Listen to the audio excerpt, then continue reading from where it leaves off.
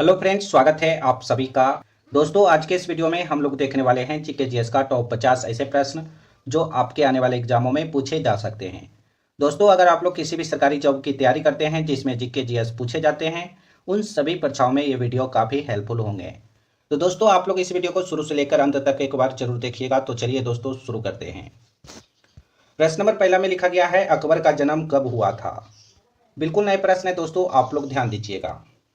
अकबर का जन्म 1542 ईस्वी में हुआ था, यानी कि प्रश्न नंबर पहला का right answer option number A होगा।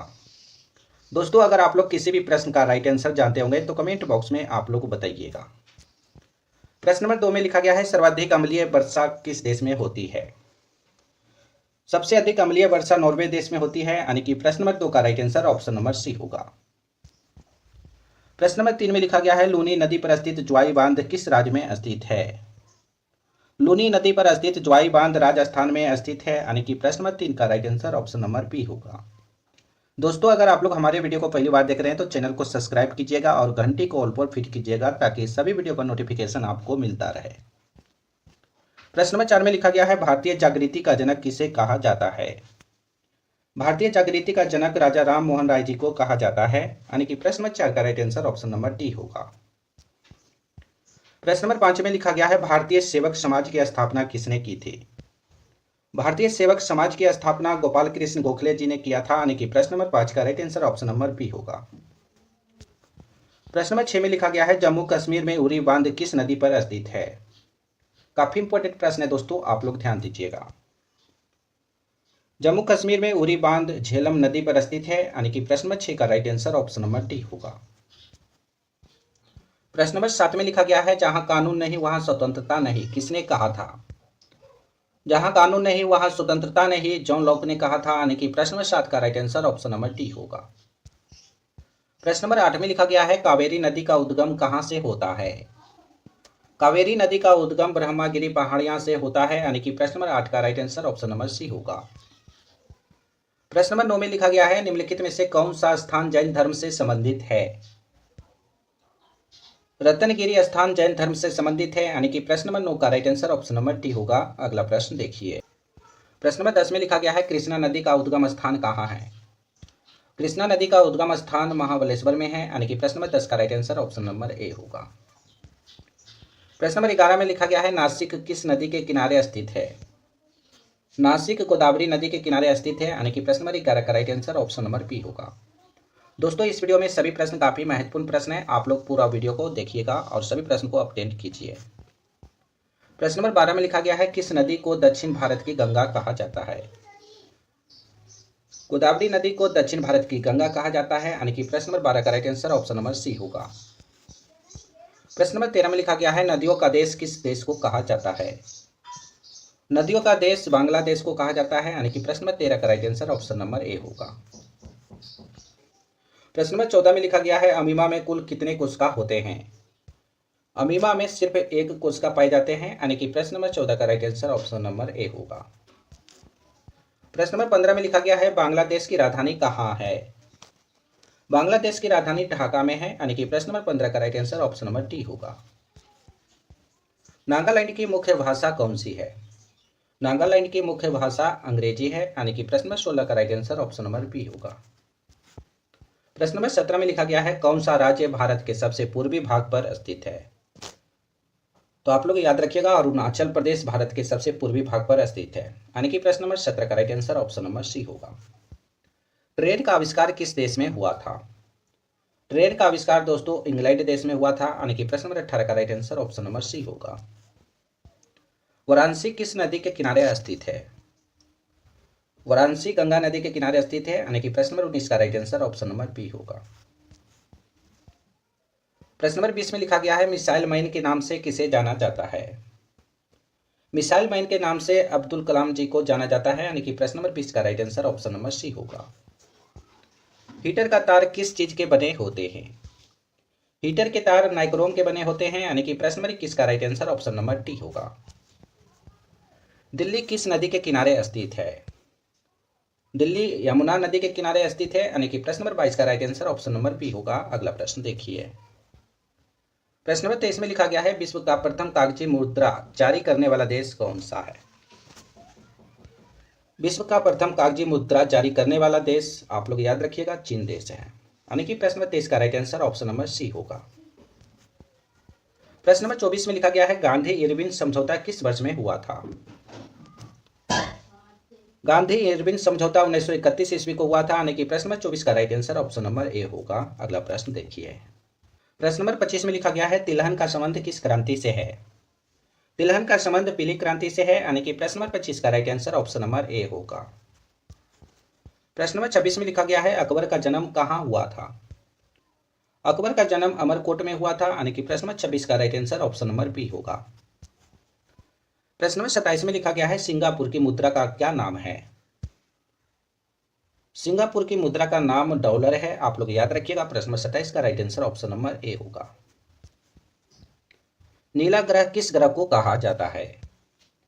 नीला ग्रह पृथ्वी ग्रह को कहा जाता है। यानी कि प्रश्न नंबर 28 का right answer option number A होगा। अगला प्रश्न देखिए। किस ग्रह को शाम का तारा कहा जाता है। शुक्र ग्रह को शाम का तारा कहा जाता है। यानी कि प्रश्न नंबर 29 का right answer option number C होगा। प्रश्न नंबर 30 में लिखा गया है निम्नलिखित में से किस ग्रह को पृथ्वी की बहन कहा जाता है। शुक्र ग्रह को पृथ्वी की बहन कहा जाता है। यानी कि प्रश्न नंबर 30 का right answer option number B होगा। सौरमंडल का दो ग्रह जिसके उपग्रह नहीं है। आप लोग को बताना है सौरमंडल का दो ग्रह कौन सा है जिसके कोई उपग्रह नहीं है। तो बुध और शुक्र ग्रह ऐसे दो ग्रह हैं जिनके कोई उपग्रह नहीं है। यानी कि प्रश्न नंबर 31 का right answer option number B होगा। अगला प्रश्न देखिए। प्रश्न नंबर 32 में लिखा गया है सौरमंडल का अत्यधिक तीव्र ग्रह कौन है। तो आप लोग याद रखिएगा सौरमंडल का अत्यधिक तीव्र ग्रह बुध ग्रह को कहा जाता है। यानी कि प्रश्न नंबर 32 का right answer option number D होगा। प्रश्न नंबर 33 में लिखा गया है कौन सा ग्रह सूर्य के सबसे निकट है। बुध ग्रह सूर्य के सबसे निकट है। यानी कि प्रश्न नंबर 33 का right answer option number A होगा। प्रश्न नंबर 34 में लिखा गया है ग्रहों की गति का नियम प्रतिपादित किसने किया था। ग्रहों की गति का नियम प्रतिपादित केपलर ने किया था। यानी कि प्रश्न नंबर 34 का right answer option number A होगा। प्रश्न नंबर 35 में लिखा गया है भारत की सबसे बड़ी तटीय झील कौन सी है।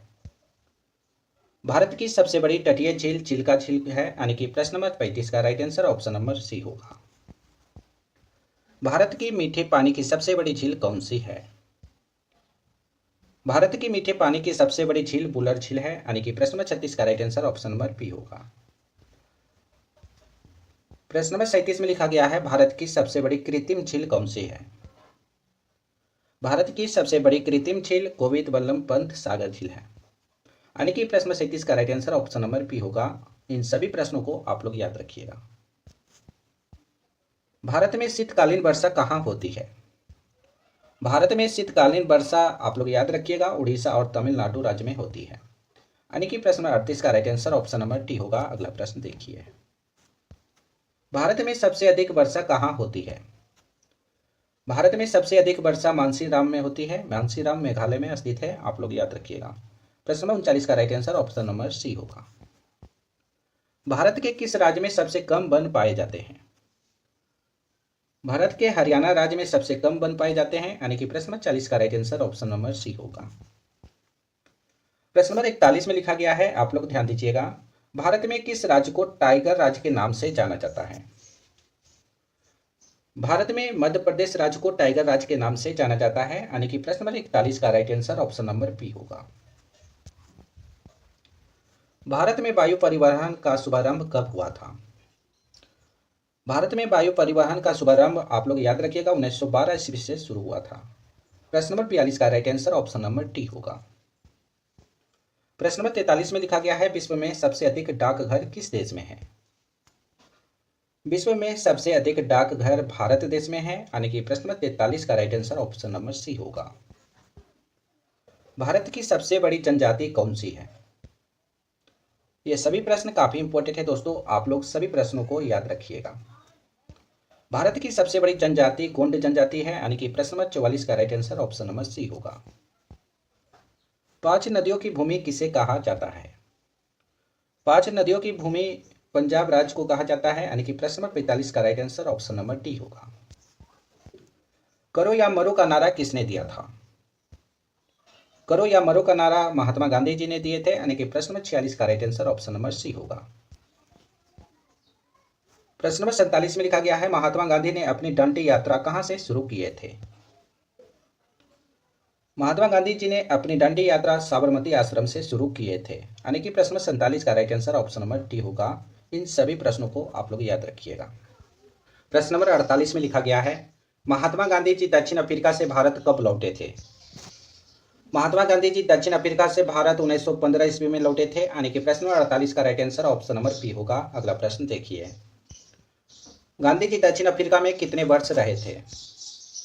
गांधी जी दक्षिण अफ्रीका में 21 वर्ष रहे थे। यानी कि प्रश्न नंबर 49 का right answer option number C होगा। प्रश्न नंबर 50 में लिखा गया है, कारागट्टम किस राज्य का प्रसिद्ध लोक नृत्य है? कारागट्टम दोस्तों आप लोग याद रखिएगा, तमिलनाडु राज्य का प्रसिद्ध लोक नृत्य है। यानी कि प्रश्न नंबर 50 का right answer option number D होगा।